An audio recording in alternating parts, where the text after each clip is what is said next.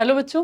तो सीयूईटी 2025 का एग्ज़ाम आपका हो चुका है और बहुत सारे बच्चों का मैसेज आ रहा है कि क्या कट ऑफ होगी, क्या मेरा एडमिशन होगा या नहीं होगा, मैंने इतना नंबर क्वेश्चन किया है।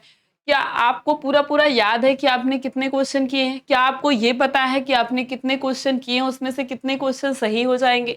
क्योंकि ऑनलाइन मोड सीबीटी मोड का एग्ज़ाम था, तो ये अंदाज़ा लगाना बिल्कुल और बिल्कुल अनफ़ेयर है कि मैंने कितने क्वेश्चन कर लिए थे। मान लीजिए ये आपको पता है कि आपने कितने क्वेश्चन किए, प्लस आपका कितना नंबर सही होगा, क्वेश्चन कितना गलत हो जाएगा, मतलब कितने नंबर आपको मिलेंगे। इसका अंदाज़ा लगाना भी बिल्कुल और बिल्कुल अनफ़ेयर है क्योंकि आपको पूरे क्वेश्चन आप याद ही नहीं होंगे, आपको पता ही नहीं होगा किस क्वेश्चन का कौन-सा आंसर होगा, क्या सही होगा, क्या गलत होगा। तो इस वजह से कट ऑफ को एकदम एग्ज़ैक्ट कट ऑफ बता देना ये बिल्कुल अनफेयर है आपके साथ कि क्या आपका एग्जैक्ट कट ऑफ होने वाला है।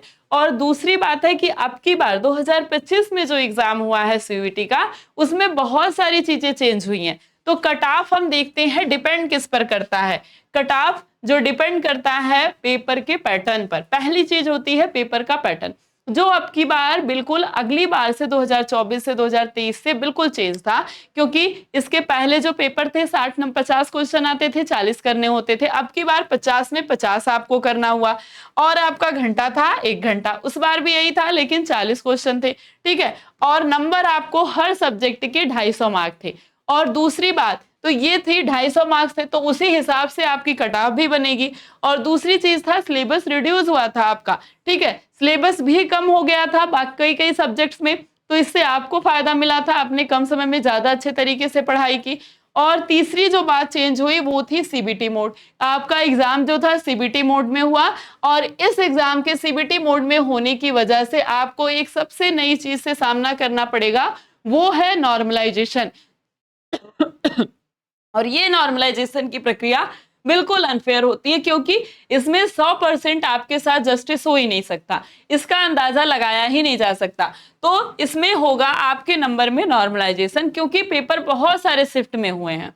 और तीसरी जो बात है वो है अगली बात कि सम सब्जेक्ट्स आर रिड्यूस।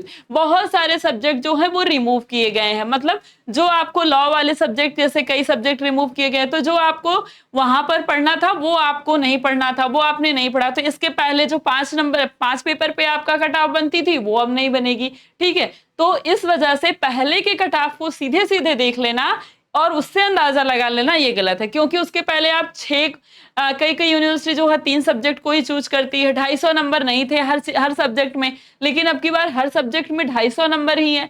और पेपर जो 50 में 50 क्वेश्चन करना है तो गलत भी आपके ज्यादा हुए होंगे। उस बार 60 में 50 में 40 था, 10 क्वेश्चन आपको छोड़ने थे।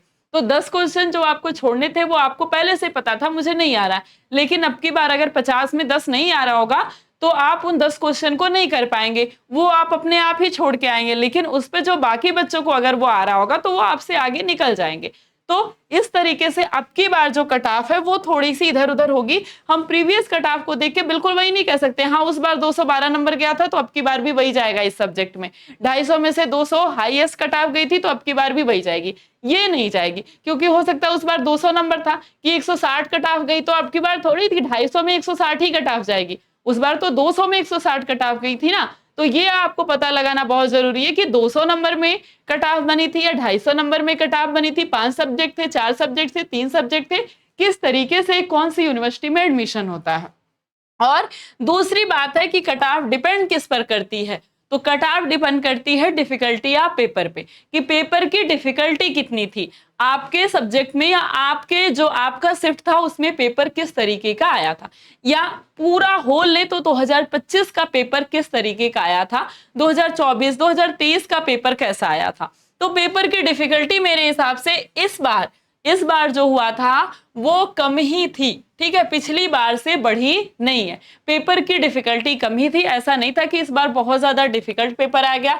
तो पेपर की डिफिकल्टी तो कम थी। और दूसरी बात है कि बहुत सारे क्वेश्चन जो हैं वो प्रीवियस ईयर से आए हुए थे और जिन्होंने भी प्रीवियस ईयर को पढ़ा था उनका बहुत ज्यादा फायदा हुआ था।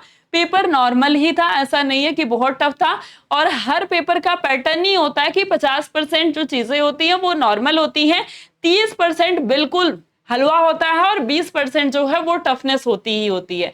तो 20% तो पेपर टफ होता ही होता है, लेकिन इसमें जो है यही वाला नियम लगा हुआ था। ऐसा नहीं था कि 50% टफनेस रख दी गई थी तो पेपर टफ तो नहीं आया था। डिफिकल्टी जो थी पेपर की वो कम ही आप आ सकते हैं, ज्यादा नहीं कह सकते हैं।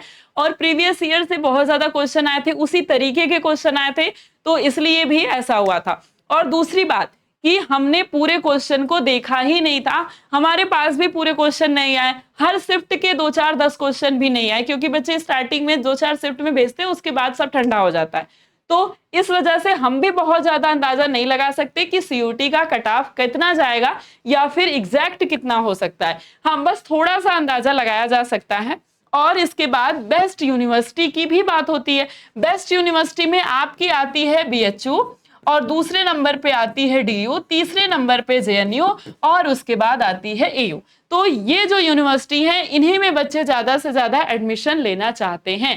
बीएचयू जो है इसमें एफिलिएटेड कॉलेज हैं 4, एफिलिएटेड कॉलेज 4 हैं, और अगर आप मेल कैंडिडेट हैं तो आपको ज्यादा नंबर लाना पड़ेगा, क्योंकि जितने भी एफिलिएटेड कॉलेज है एक को छोड़कर बाकी सारे एफिलिएटेड कॉलेज में फीमेल की ही सीट है, और वो भी अगर आप बीए से हैं या फिर बीकॉम से हैं। तो बीए और बीकॉम से आपको करना है तो आप फीमेल हैं, आपका नंबर कम भी है थोड़ा सा, तो आपका बीएचयू में एडमिशन हो सकता है। लेकिन अदर कोर्सेज में हैं आप और मेल हैं आप, और अगर आपको बीए भी करना है और आप मेल हैं तो आपको पास नंबर ज्यादा होना चाहिए, क्योंकि अदर के लिए सीट या मेल के लिए सीट कम है। और दूसरी बात है डीयू, डीयू में भी सीट है ज्यादा, लेकिन डीयू की कट ऑफ भी जाती है बहुत ज्यादा। लेकिन अगर आपकी कट ऑफ कम है तो आपको ऑफ कैंपस सेलेक्ट करना है। ऑफ कैंपस में सबसे लास्ट है ये, इसमें बच्चे एडमिशन कम लेना चाहते हैं। मतलब एक कह सकते हैं आपकी एक ट्रेंड बना हुआ है कि पहले नॉर्थ भरना है, फिर साउथ, पहले साउथ कैंपस, नॉर्थ कैंपस, फिर कैसे भरना है,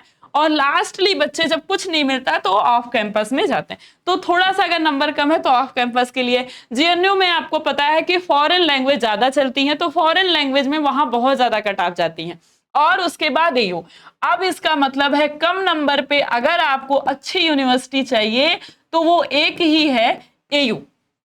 ठीक है, कम नंबर पे अच्छी यूनिवर्सिटी ये आपके पास बस एक ही है, एयू, इसके अलावा कोई और नहीं है। इसके बाद की यूनिवर्सिटी ऐसा नहीं है कि वो अच्छी नहीं है, लेकिन जो माना जाता है वो बिल्कुल इसी ट्रेंड में चलती है। पहले बच्चा बीएचयू लेना चाहे, नहीं मिला तो डीयू लेना चाहे, नहीं मिला तो जेएनयू, नहीं मिला तो एयू। अब जेएनयू क्या है, ये अपने लैंग्वेज की वजह से है। ठीक है, बीएचयू में भी बहुत सारे ऐसे कोर्सेस है, अगर आपको वो कोर्सेस नहीं करने हैं तो आप जाएंगे डीयू, या आप डीयू में ही जाना चाहते हैं, आपका टारगेट है, आपकी मर्जी है, और उसके बाद कुछ नहीं है तो एयू तो है ही बेस्ट यूनिवर्सिटी है कम नंबर में।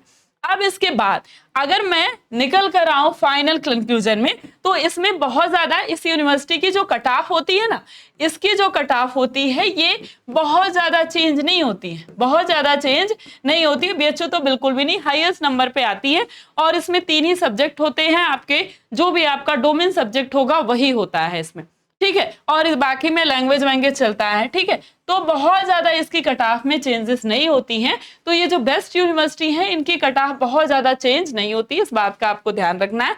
अब अगर मैं फाइनल कंक्लूजन पर आऊं तो फाइनल कंक्लूजन के हिसाब से आप देखें तो डिफिकल्टी जो थी वो कम थी, प्रीवियस ईयर के पेपर ज्यादा आए थे। तो इसका मतलब है कि जो आपकी कट ऑफ बनेगी वो जो हमारी पिछले साल की कट ऑफ बनी थी उसी तरह बनेगी, सेम बनेगी कह सकते हैं, या फिर थोड़ी सी अपडेट हो जाएगी। ठीक है, सॉरी, अपग्रेड हो जाएगी, ज्यादा हो जाएगी आप कह सकते हैं। ठीक है, उससे या तो क्या बन जाएगी, मोर बन जाएगी, या तो सेम ही रहेगी। बहुत ज्यादा चेंजेस, मोर भी होगी तो भी बहुत ज्यादा चेंजेस नहीं होंगे। जब हम अलग अलग यूनिवर्सिटी को पढ़ेंगे, मतलब अलग अलग यूनिवर्सिटी की वीडियो आपके पास अब आने लगेगी, तो उसमें हम लोग अलग अलग यूनिवर्सिटी के कितने कॉलेज हैं और क्या वहां पर फैसिलिटी है, क्या वहां पर एडमिशन का प्रोसेस क्या है, कौन कौन से सब्जेक्ट होते हैं वहां पर, क्या कट ऑफ पिछले सालों में गई थी वहां पर, और क्या आपकी कट ऑफ हो सकती है, ये सब हम लोग उसी एक वीडियो में अलग अलग हर यूनिवर्सिटी की डिटेल में चर्चा करेंगे।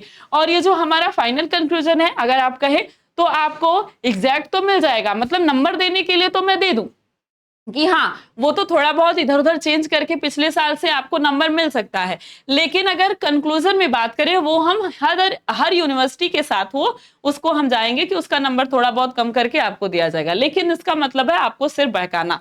ठीक है, कट ऑफ जो है आपकी सेम रहेगी या उससे ज्यादा हो सकती है, क्योंकि नॉर्मलाइजेशन की प्रक्रिया भी है, तो इसमें भी हम नहीं कह सकते कि नॉर्मलाइजेशन के प्रोसेस में क्या क्या चीजें होने वाली है। तो जो कट ऑफ है आपकी वो बहुत ज्यादा वेरी नहीं करने वाली है, क्योंकि पेपर बहुत ज्यादा टफ नहीं आया था। हाँ, जो नॉर्मलाइजेशन की प्रक्रिया उससे थोड़ा सा कट ऑफ वेरी करेगी, क्योंकि किसी में कम टफ आया था, किसी में कम आया था, तो किसी बच्चे का नंबर कम होगा, ज्यादा होगा, लेकिन बहुत ज्यादा इफेक्ट नहीं करेगा। तो कट ऑफ आपकी पिछले सालों से थोड़ा सा बढ़ सकती है, नहीं तो लगभग आसपास वही रहने वाली है, 2-4 नंबर इधर उधर होने वाला है, कम नहीं होने वाली है।